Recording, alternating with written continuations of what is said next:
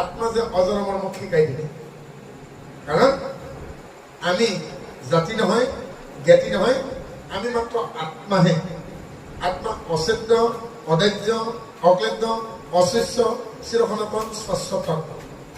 যি আত্মা কোনো অস্ত্ৰই কাটিব নোৱাৰে, কোনো জুয়ে পুৰিব নোৱাৰে, বতাহে উৰুৱাব নোৱাৰে, জলে ক্লেদাক্ত কৰিব নোৱাৰে, সেয়া বুলি মোক বুজাই দিলে যে আমি আত্মাহে মাত্ৰ, আত্মাৰ মৃত্যু নাই।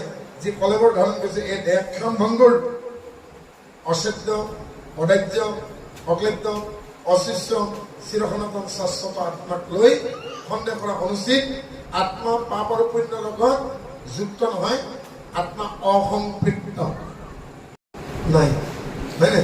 নাৰদে এখন কলে বেলেগ এখন নাই, দেশে সুখকনে বেলেগ এখন নাই। কিন্তু সুখদেৱে মৃত্যুৰ বাবে অপেক্ষা কৰি থকা গংগাৰ পাৰত নিয়মানে বহি থকা পৰীক্ষিতৰ মনৰ সন্তাপ দূৰ কৰিব লাগে, সংশয় দূৰ কৰিব লাগে। এই ভাগৱতৰ তত্ত্বৰ কথা কওঁতে সাধাৰণ হালোৱা, সজোৱা, ৰনোৱা, বনোৱা, ৰোৱনী নাৱনী সাধাৰণ মানুহ শুনিবলৈকে পালে। সেইকাৰণে কি বুলি ক'লে? শোকমুখে ভূমিত ভৈলা বুলি একেটা লগতে আবৃত্তি কৰিছে।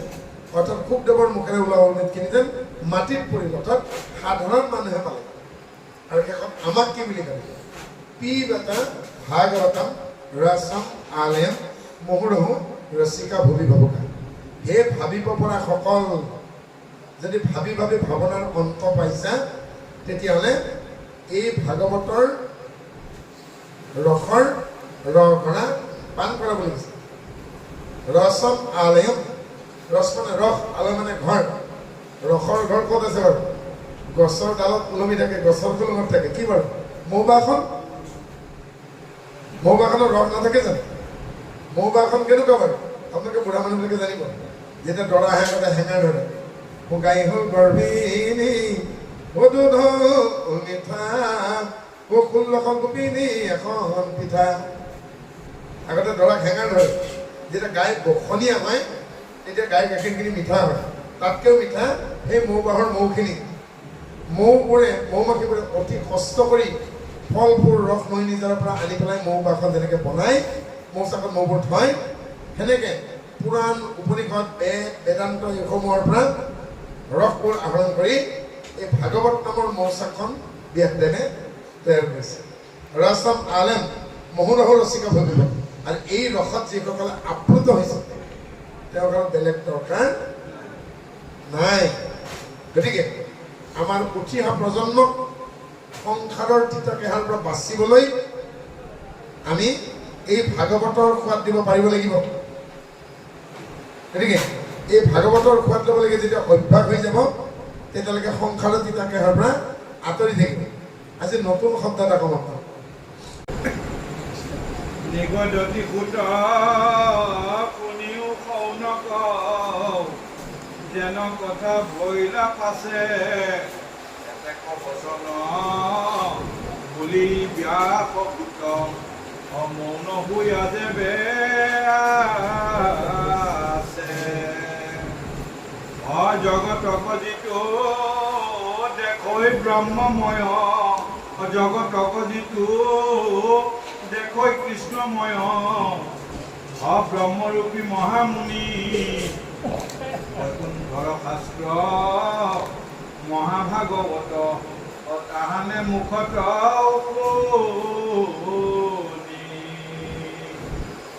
শৰীৰ মনৰ মল দূৰ ভৈল, গুচিল মোহ আন্ধাৰ, পৰম ঈশ্বৰ প্ৰকাশ ভৈলন্ত্ৰ অহিয়াত আখিৰাজাৰ।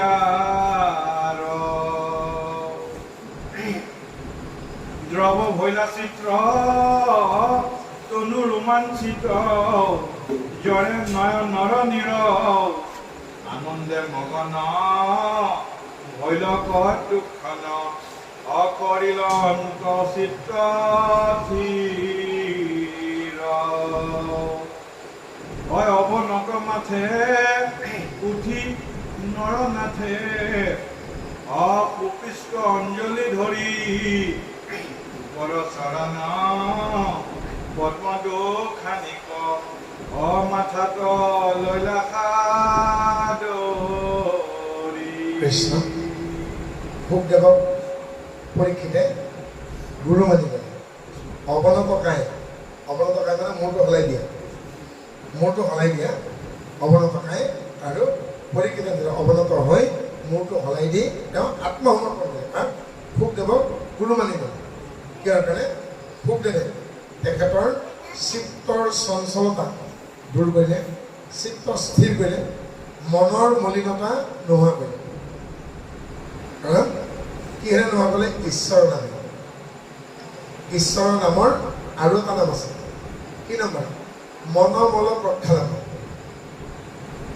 আপোনালোকে যদি লাহদৈগড়ত যাওক, চাৰিগাঁৱত যাওক, ঢেকীয়াখোৱাত যাওক, দীঘলীয়াতিত যাওক, ওই বাঁধেৰুৱা 11 আলিত যাওক, হয়নে? এই মাছৰহাটতে যাওক, মালৱালিতে যাওক, চকীহাটতে যাওক, য'তেই নাযাওক আপোনাৰ, লেচুবাগাতে যাওক, বঙালমৰাতে যাওক, দেৰগাঁৱতে যাওক, আপোনালোকে বিভিন্ন দোকান পাব।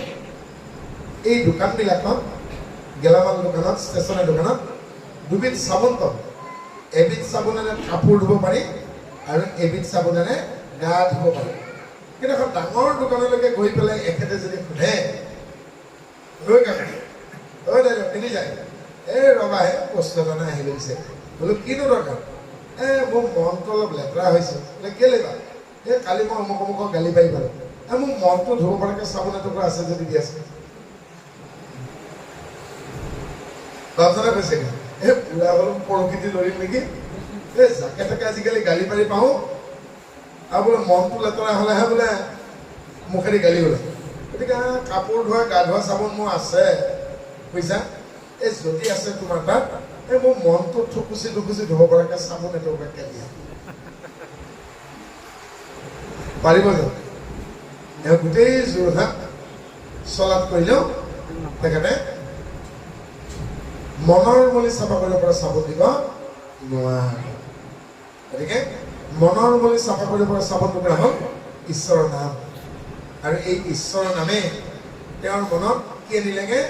গ্লানি। মই বেয়া কাম কৰিলোঁ। আৰু কি হ'ল এবাৰ? অনুশোচনা। অনুশোচনা বৰ ভাল বস্তু। কি ভাল বস্তু বাৰু? প্ৰায়চিত্ত। অনুশোচনাৰ সমান প্ৰায়চিত্ত নাই। যেতিয়ালৈকে এজন মানুহৰ মনলৈকে গ্লানি নাহে, অনুশোচনা নাহে, মই এই অপৰাধটো কৰিলোঁ, তেতিয়ালৈকে তেওঁৰ প্ৰায়চিত্ত নহয়।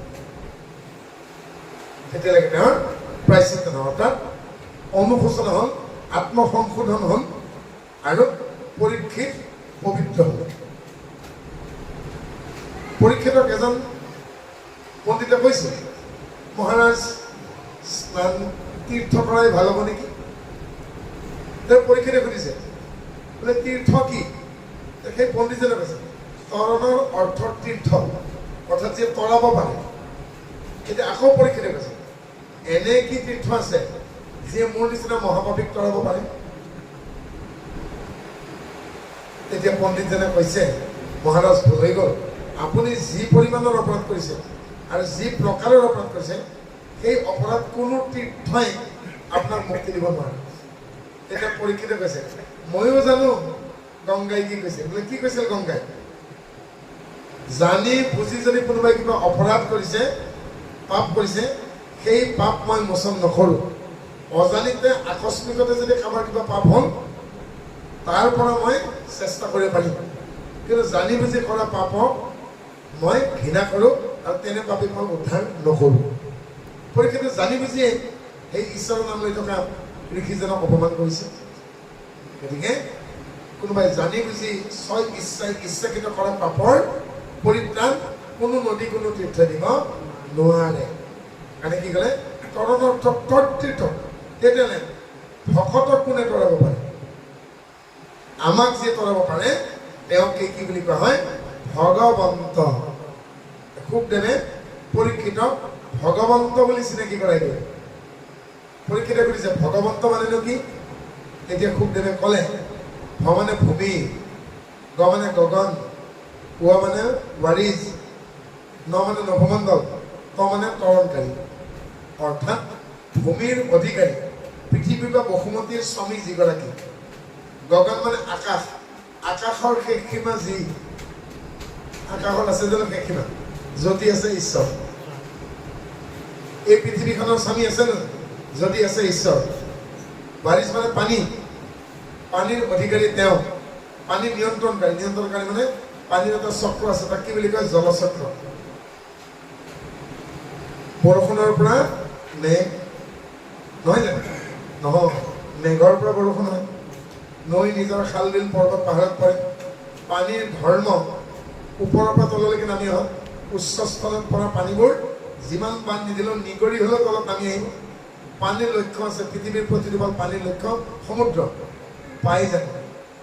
নাপায়। গতিকে এই আকৌ সূৰ্যৰ প্ৰখৰ তাপত পানী বাষ্পীভূত হৈ আকৌ ডাৱৰ সৃষ্টি হয়। যোগাত্মক আধান বিয়োগাত্মক আধানৰ সংঘৰ্ষ ফলত বিজুলী ঢেৰেকনি হয়, পুনৰ বৰষুণ হয়। ইয়াকে জলচক্ৰ বুলি কয়। এই জলচক্ৰটো ঈশ্বৰে নিয়ন্ত্ৰণ। মানে নভমণ্ডল, বিশ্ব ব্ৰহ্মাণ্ডৰ হৰ্তা কৰ্তা ভৰ্তা, অৰ্থাৎ ভৰণ পোষণ দেউতা। যিজন পৃথিৱীৰ অধিকাৰী, পৃথিৱীৰ স্বামী, যিজন আকাশৰ শেষসীমা, যি জলচক্ৰৰ নিয়ন্ত্ৰণকাৰী, যি জগতৰ হৰ্তা কৰ্তা বিধাতা, সেইজনে তৰণকাৰী ভগৱন্ত। আৰু পৰীক্ষিত ভগৱন্ত বুলি চিনাকি কৰাই দি মনৰ চঞ্চলতা নোহোৱা কৰি চিত্তৰ প্ৰশান্তি আনি দিলে। আৰু চিত্তৰ প্ৰশান্তিত বিধৌত হৈ পৰীক্ষিতে এক দিব্য মাৰ্গ লাভ কৰিলে। আৰু সেয়ে তেওঁ মনৰ মলিনতা দূৰ কৰি উঠি অৱনতভাৱে শুকদেৱৰ চৰণত আত্মসমৰ্পণ কৰিছে। আপুনি মোৰ মনৰ অন্ধকাৰ নাশ কৰি মোক এক অদ্ভুত প্ৰকাশ দিলে। অজ্ঞান তিনি ৰামদেশ জ্ঞানঞ্জন চলাকায় চক্ষুৰ উন্মিলিতম যেন তস্मै শ্ৰী গুৰুৰ্ভে নমঃ। হে গুৰুদেৱ শুকদেৱ, আপুনি ধন্য, আপুনি কৃতজ্ঞ। কাৰণ মোক অসতৰ পৰা সতলৈ আনিলে, মোক তমসাচ্ছন্ন অন্ধকাৰৰ পৰা পোহৰলৈ আনিলে, মোক মৃত্যুৰ ভয়ৰ পৰা অমৃতৰ সন্ধান দিলে। আছাতো মা আছাত গমায়, তামসো মা ইউতিৰ গমায়, মৃত্যু মা অমৃতম গমায়। মোক আপুনি মৃত্যুময় প্ৰমাদময় পথৰ পৰা মোক অপ্ৰমাদ দি গ'লে। প্ৰমাদ মৎসুন পদম অপ্ৰমাদ অমত পদম। প্ৰমাদ মৃত্যুৰ পথ, অপ্ৰমাদ অমৃতৰ পথ। মোক মৃত্যুৰ মই মৰিম এই ভাৱনাৰ পৰা মোক উদ্ধাৰ কৰি আত্মা যে অজৰমৰ মোক শিকাই দিলে। কাৰণ আমি জাতি নহয়, জ্ঞাতি নহয়, আমি মাত্ৰ আত্মাহে। আত্মা অচেদ্য, অদাহ্য, অক্লেদ্য, অশিষ্য, চিৰসনাতন, স্বচ্ছ। যি আত্মা কোনো অস্ত্ৰই কাটিব নোৱাৰে, কোনো জুয়ে পুৰিব নোৱাৰে, বতাহে উৰুৱাব নোৱাৰে, জলে ক্লেদাক্ত কৰিব নোৱাৰে, সেই আপুনি মোক বুজাই দিলে যে আমি আত্মাহে মাত্ৰ। আত্মাৰ মৃত্যু নাই। যি কলেবৰ ধাৰণ কৰিছে এই দেহক্ষণ ভংগুৰ, অচেদ্য, অদাহ্য, অক্লেদ্য, অশিষ্য, চিৰসনাতন শাশ্বত আত্মাক লৈ সন্দেহ কৰা অনুচিত। আত্মা পাপ আৰু পুণ্যৰ লগত যুক্ত নহয়, আত্মা অসম্পৃক্ত। গতিকে হে মহানুভৱ শুকদেৱ, আপোনাক মই গুৰু মানি আপোনাৰ চৰণত মই আশ্ৰয় বিচাৰিছোঁ। কৃষ্ণ। মুখে